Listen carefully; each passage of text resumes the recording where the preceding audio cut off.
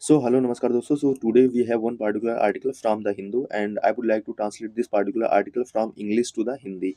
So, let's get started. यहाँ पे article क्या है? आर्टिकल है फेथ एंकर्ड इन धर्म। फेथ मतलब क्या होता है? आस्था।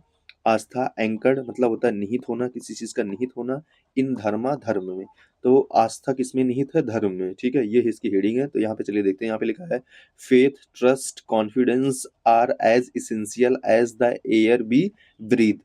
ठीक है, तो यहाँ पे क्या है कि अगर आप इतना देखो तो ये आपका पूरा पूरा क्या है? नाउन फ्रेज है यहाँ पे। उसके बाद यहाँ पे as essential as the air we breathe, ये पूरा का पूरा क्या है? यहाँ पे कॉम्प्लीमेंट है। ठीक है, क्या है ये? कॉम्प्लीमेंट है। तो आपको पता है ना कि जैसे हम लोग जब सब्जेक्ट को फॉर्मेशन करते हैं क्या आता है? सब्जेक्ट आता है, वर्ब आता है, फिर यहाँ पे क्या आता है? ऑब्जेक्ट आ सकता है, या फिर यहाँ पे क्या आ सकता है? कॉम्प्लीमेंट आ सकता है।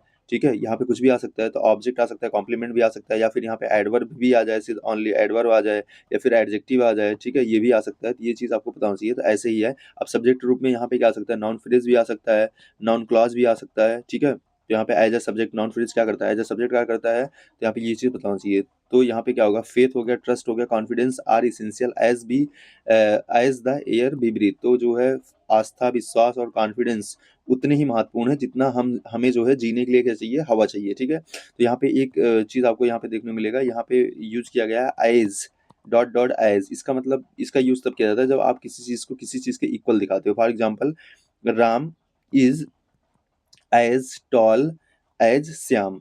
ठीक है, इसका मतलब क्या हुआ? राम उतना लंबा है जितना क्या है? जितना श्याम लंबा है। ठीक है, तो यहाँ पे एज टॉल एज का यूज किया जाता है। यहाँ पे टॉल का यूज किया गया, यहाँ पे टॉलर वगैरह नहीं यूज किया जाएगा। यहाँ पे बेसिक डिग्री का यूज किया जाता है, कंपैरेटिव डिग्री या सुपरलेटिव डिग्री का यूज नहीं किया जाता। तो ये चीज आपको पता होना चाहिए। अच्छा, एज और एज के बीच में ना हमेशा या तो एडजेक्टिव होगा या फिर क्या होगा? एडजर्व, वो एडवर्ब होगा। ठीक है, एडजेक्टिव होगा या फिर एडवर्ब होगा, ये भी आपको यहाँ पे पता होना चाहिए था। ठीक है, अगेन देखते हैं यहाँ पे only when mutual trust and confidence prevail can relationship and friendship endure.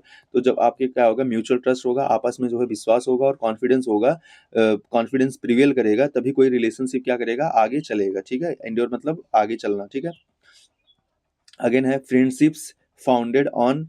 यहाँ पे जो फ्रेंडशिप है, जो मित्रता है, फाउंडेड जो कि बना होता है ऑन अनराइचनेस। अनराइचनेस मतलब होता है गलत चीजों पे। कैन नॉट लास्ट, वो जो है कैन नॉट लास्ट मतलब वो ज्यादा दिन तक नहीं चलती हैं। ठीक है, associating with unsocial and undesirable individual often leads only to the difficulties and the distress. So जो जो जुड़ा होता है, एसोसिएटिंग विद जो जुड़ा होता है किससे? अनसोशल से, असामाजिक, असामाजिकता से। अनडिजायरेबल इंडिविजुअल, वो अनडिजायरेबल इंडिविजुअल ऑफन जो है पराया, वो चीज़ों को कहाँ ले जाता है? डिफिकल्टीज और परेशानियों में ले जाता है। ठीक है, वैल्यूड एडवाइस, वैल्यूड जो है ये सलाह देते हैं that when enemies seek friendship, जब जो है शत्रु जो है फ्रेंडशिप चाहता है, one may maintain a courteous exterior but should wisely refrain from forming close ties। ठीक है, यहाँ पे क्या हो रहा है कि जब कोई शत्रु आपसे मित्रता मतलब मित्रता चाहता है, तो one may maintain a courteous exterior but should wisely refrain from the forming close ties. मतलब जो है एक प्रकार से मतलब कि बनाना चाहिए, लेकिन बाहरी बाहरी ही बनाना चाहिए। और उसको जो है मतलब कि जो घनिष्ठ संबंध है उससे थोड़ा सा दूरी बनाना चाहिए। ठीक है, बुद्धिमत्ता के साथ। तो ये भी जो है ये पता होना चाहिए। अगेन लिखा है whenever dharma is absent, जहाँ पे धर्म absent है, peace of mind and inner tranquility can never exist. जहाँ पे जो है धर्म absent है, वहाँ पे पीस ऑफ माइंड और इनर जो ट्रैंक्विलिटी है, मतलब अंतर जो शांति है, वो कभी एग्जिस्ट नहीं कर सकती है।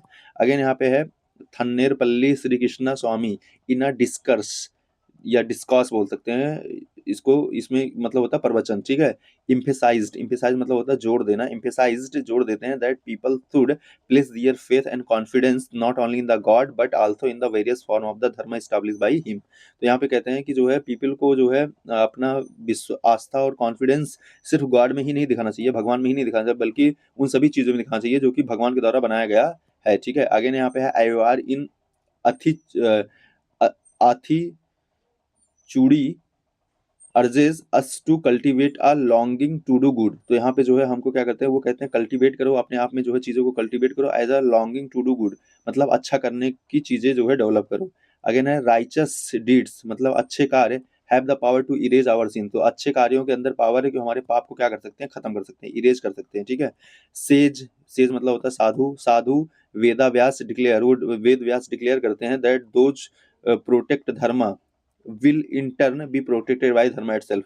वो जो है, जो धर्म को प्रोटेक्ट करते हैं, उनको जो है बदले में धर्म धर्म उनको प्रोटेक्ट करता है। ठीक है। लॉर्ड कृष्णा जो है अफर्म करते हैं that eternal truth in the Bhagavad Gita proclaim that whenever dharma decline, जब जब धर्म जो है डिक्लाइन होता है, मतलब कि खत्म होता है, अधर्म राइजेस, और अधर्म जो है बढ़ता है, ही इनकारनेट्स टू रिस्टोर राइचनेसनेस, मतलब वो जो है इनकारनेट मतलब होता है अवतार लेना, वो अवतार लेते हैं टू रिस्टोर करने के लिए, राइचनेसनेस मतलब अच्छाई को जो है रिस्टोर करने के लिए वो अवतार लेते हैं। ठीक है।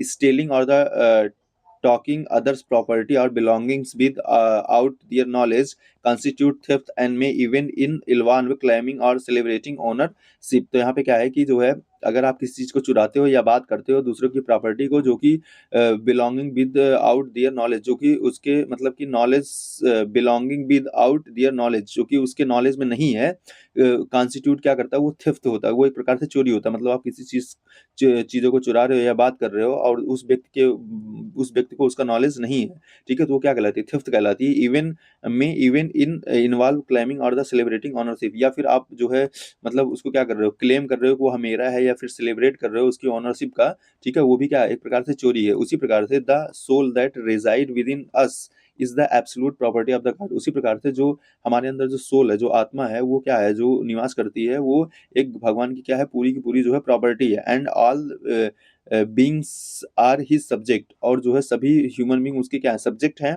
फॉरगेटिंग दिस फंडामेंटल ट्रूथ, इस जो ये, अगर जो ये फंडामेंटल ट्रूथ है इसको भूलना, and imagine oneself to be independent, और खुद को एक प्रकार से इंडिपेंडेंट जो है महसूस करना, is also form of theft, यह भी एक प्रकार की क्या है, चोरी है। दिस इज आल्सो नॉन एन आत्मा अपहारा चौरियम। ठीक है। The theft of the self, तो ये जो है खुद की जो है चोरी है। तो इस प्रकार से जो है इसमें बोला गया था।